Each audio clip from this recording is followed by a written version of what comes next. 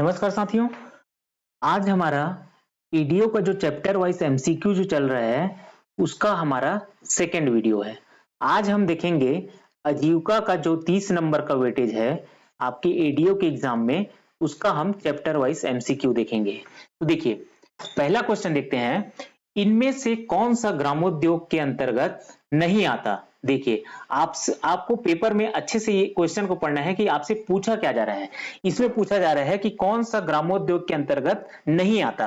पहला ऑप्शन है service industry and rural engineering and biotechnology industry. दूसरा ऑप्शन है handmade paper and fibre industry. तीसरा ऑप्शन है वन आधारित उद्योग और कृषि।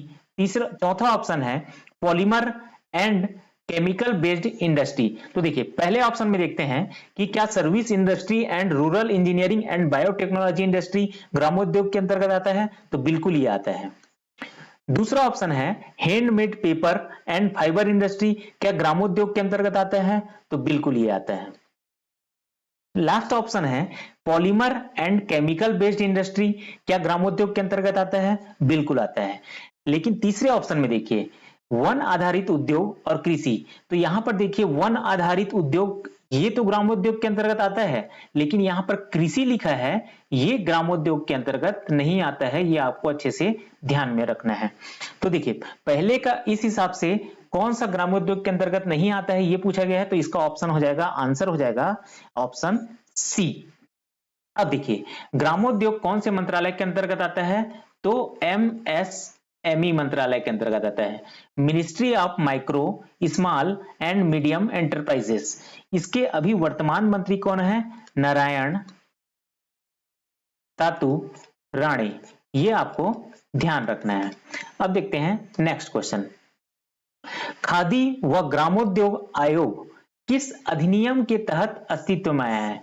आपको क्वेश्चन अच्छे से पढ़ना है कि किस वर्ष अस्तित्व में आया है ये पूछा जा रहा है, या फिर किस अधिनियम के तहत अस्तित्व में आया है ये पूछा जा रहा है। तो पहला ऑप्शन है 1955, दूसरा ऑप्शन है 1966, तीसरा ऑप्शन है 1954, लास्ट ऑप्शन है 1956।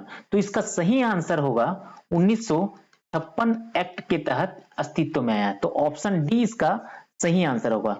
और यहीं पर आपसे ये हटा देता, अधिनियम हटा देता, और यहां पर आपसे पूछा जाता है कि किस वर्ष अस्तित्व में आया, तब आपका आंसर होगा यहां पर 1957 में अस्तित्व में आया। इसकी स्थापना 1957 में हुआ 1956 एक्ट के तहत।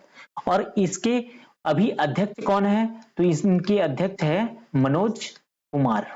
ये आपको एक्स्ट्रा फैक्ट याद रखना है। चलते हैं नेक्स्ट क्वेश्चन में, खादी व ग्रामोद्योग आयोग के सदस्य के संबंध में कौन सा कथन गलत है। यह आपको क्वेश्चन अच्छे से पढ़ना है। इसमें 6 गैर सरकारी सदस्य होंगे जिन्हें खादी व ग्रामोद्योग का विशिष्ट ज्ञान का 10 वर्ष का अनुभव होगा। इसमें अन्य 4 गैर सरकारी सदस्य होंगे जिन्हें क्रमशः विज्ञान प्रौद्योगिकी, विपणन, ग्रामीण विकास, तकनीकी शिक्षा व प्रशिक्षण की जानकारी हो। तीसरा ऑप्शन है पदेन सदस्य में एक मुख्य कार्यपालन अधिकारी और एक वित्त सलाहकार होते हैं। चौथा ऑप्शन है आरबीआई अध्यक्ष द्वारा नाम निर्देशित एक पदेन सदस्य होते हैं। तो देखिए, पहले ऑप्शन को हम देखते हैं, क्या इसमें 6 गैर सरकारी सदस्य होंगे जिन्हें खादी व ग्रामोद्योग का विशिष्ट ज्ञान का कितने वर्ष का अनुभव होगा, 10 वर्ष का अनुभव होगा। तो ये ऑप्शन आपका बिल्कुल सही है। दूसरा ऑप्शन देखते हैं, इसमें अन्य 4 गैर सरकारी सदस्य होंगे जिन्हें क्रमशः विज्ञान प्रौद्योगिकी, विपणन, ग्रामीण विकास, तकनीकी शिक्षा व प्रशिक्षण की जानकारी होगा। तो ये भी ऑप्शन आपका बिल्कुल सही है। इसमें पदेन सदस्य में एक मुख्य कार्यपालन अधिकारी और एक वित्त सलाहकार होते हैं। तो ये भी आपका ऑप्शन बिल्कुल सही है। लेकिन यहां पर देखिए, आरबीआई अध्यक्ष द्वारा नाम निर्देशित एक पदेन सदस्य होते हैं। तो यहां पर आपका आरबीआई अध्यक्ष द्वारा नहीं होगा, यहां पर आपका सही आंसर होगा एसबीआई अध्यक्ष द्वारा नाम निर्देशित एक पदेन सदस्य होते हैं। तो उस हिसाब से आपका ये ऑप्शन जो है आपका गलत हो गया। लेकिन आपसे क्या पूछा गया है, सदस्य के संबंध में कौन सा कथन गलत है पूछा गया है। तो आपका सही, इस क्वेश्चन का सही आंसर हो जाएगा ऑप्शन डी।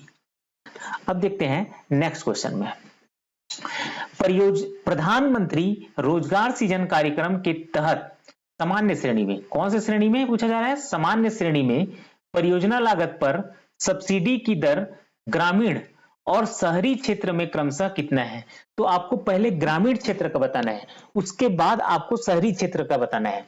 तो देखिए पहला ऑप्शन है 35% और 25%, दूसरा ऑप्शन है 70% और 30%, तीसरा ऑप्शन है 15% और 25%, लास्ट ऑप्शन है 25% और 15% है। तो आपका सही उत्तर होगा ऑप्शन डी 25% और 15%। यहां पर ग्रामीण क्षेत्र के लिए कौन सी श्रेणी में आपको यह ध्यान रखना है, सामान्य श्रेणी में। सामान्य श्रेणी में परियोजना लागत पर सब्सिडी की दर ग्रामीण क्षेत्र में 25% है, वहीं शहरी क्षेत्र में कितना परसेंट है, 15% है। अब देखिए आपसे एक चीज और पूछा जा सकता है, प्रधानमंत्री रोजगार सृजन कार्यक्रम की शुरुआत कब किया गया था और ये कौन से मंत्रालय के अंतर्गत आता है। तो इसकी शुरुआत किया गया था 2008 में और ये एमएसएमई मंत्रालय के अंतर्गत आता है।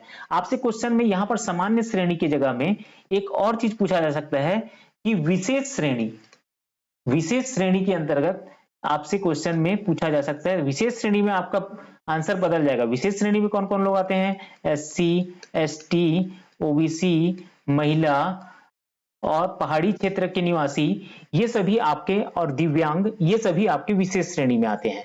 तो यदि आपका विशेष श्रेणी में पूछा जाएगा तो यही परसेंटेज बदलकर कितना हो जाएगा, विशेष श्रेणी में बदलकर कितना हो जाएगा, 35% ग्रामीण के लिए और शहरी क्षेत्र के लिए कितना हो जाएगा, 25% हो जाएगा।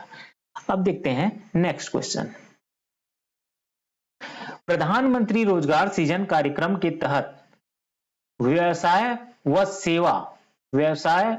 सेवा क्षेत्र के अंतर्गत परियोजना की अधिकतम स्वीकार्य लागत और मौजूदा इकाइयों के उन्नयन के लिए, मतलब जो पहले से इकाई जो मौजूद है उसके उन्नयन के लिए, उसको आगे बढ़ाने के लिए अधिकतम परियोजना लागत क्रमशः, यहां पर देखिए क्रमशः आपसे पूछा गया, तो आपको पहले अधिकतम स्वीकार्य लागत को लेना है, उसके बाद मौजूदा इकाइयों के उन्नयन के लिए कितना लागत लग रहा है उसको लेना है। तो पहला ऑप्शन है 5 लाख रुपए और 10 लाख रुपए, दूसरा ऑप्शन है 25 लाख रुपए और 10 लाख रुपए, तीसरा ऑप्शन है 10 लाख रुपए और 25 लाख रुपए, चौथा ऑप्शन है 10 लाख रुपए और 20 लाख रुपए। तो इसका सही आंसर होगा सी 10 लाख रुपए और 25 लाख रुपए, अर्थात अधिकतम स्वीकार्य लागत यदि नया व्यवसाय लगाना है तो कितना रुपए होगा, 10 लाख रुपए, और यदि उसी इकाइयों के मौजूदा इकाइयों के उन्नयन के लिए अधिकतम परियोजना लागत पूछा जाएगा तब कितना होगा, 25 लाख रुपए। तो ऐसे आपको क्वेश्चन सॉल्व करना है। अब देखिए हम नेक्स्ट क्वेश्चन में चलते हैं। प्रधानमंत्री रोजगार सृजन कार्यक्रम के तहत लाभार्थियों के चयन के लिए जिला स्तर पर एक कार्यदल होगा जिसकी अध्यक्षता कौन करेगा, यह आपसे क्वेश्चन में पूछा जा रहा है। पहला जिला पंचायत का अध्यक्ष, दूसरा जनपद पंचायत का अध्यक्ष, तीसरा जिले का डिप्टी कलेक्टर, चौथा जिले का कलेक्टर। तो इसका सही आंसर होगा जिले का कलेक्टर। प्रधानमंत्री रोजगार सृजन के तहत लाभार्थियों का चयन किया जाएगा जिला स्तर पर, उसका एक कार्यदल होगा और उस कार्यदल की अध्यक्षता कौन करेगा, तो उस कार्यदल की अध्यक्षता करेगा जिले का कलेक्टर। अब देखते हैं नेक्स्ट क्वेश्चन। खादी और ग्रामोद्योग आयोग किस मंत्रालय के अंतर्गत आने वाली एक शीर्ष संस्था है। पहला ऑप्शन है सूक्ष्म लघु और मध्यम उद्योग मंत्रालय, एमएसएमई मंत्रालय, कृषि और किसान कल्याण मंत्रालय, वाणिज्य और उद्योग मंत्रालय, ग्रामीण विकास मंत्रालय। तो इसका सही आंसर होगा खादी और ग्रामोद्योग एमएसएमई मंत्रालय यानी सूक्ष्म लघु और मध्यम उद्योग मंत्रालय के अंतर्गत आते हैं, जिसके मंत्री है नारायण तातू राणे। अब इसके भी मंत्रियों का नाम देख लेते हैं हम।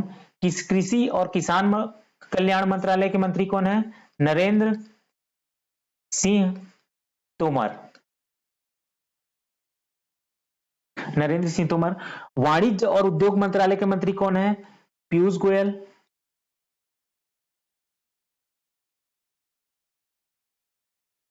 ग्रामीण विकास मंत्रालय के मंत्री कौन है, गिरिराज सिंह।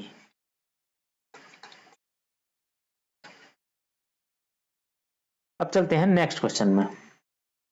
मिशन सौर चरखा के तहत वर्ष 2018-19 और वर्ष 2019-20 के दौरान कितने सौर चरखा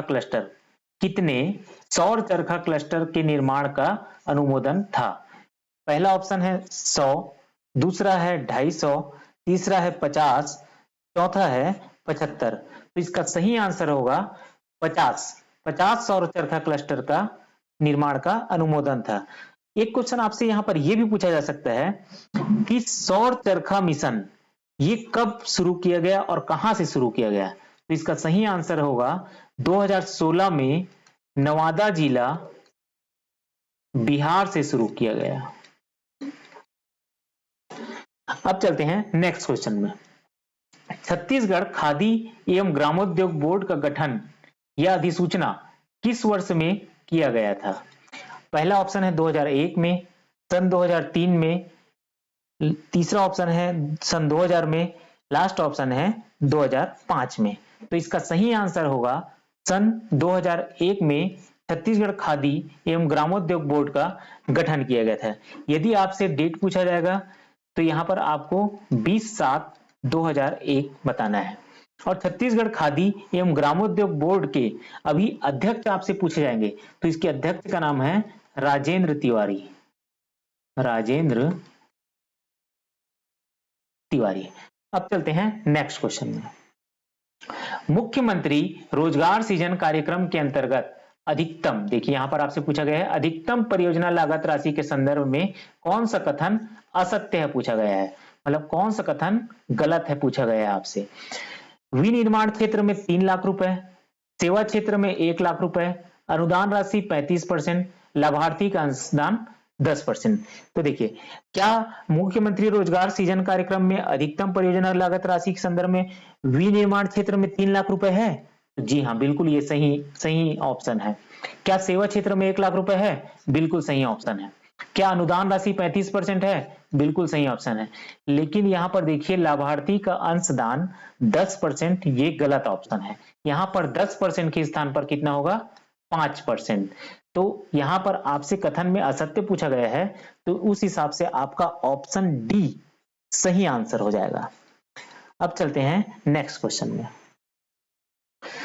छत्तीसगढ़ के जगदलपुर बस्तर में संचालित ग्रामोद्योग शिल्प केंद्र, बांस कला केंद्र जिसे बोला जाता है, ये किस महापुरुष के नाम से रखा गया है?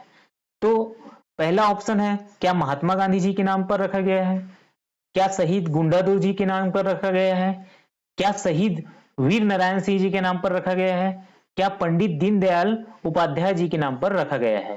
तो इसका सही आंसर होगा ऑप्शन डी, छत्तीसगढ़ के जगदलपुर में संचालित ग्रामोद्योग शिल्प केंद्र पंडित दीनदयाल उपाध्याय जी के नाम पर रखा गया है। तो आज की वीडियो में सिर्फ इतना ही। Thank you.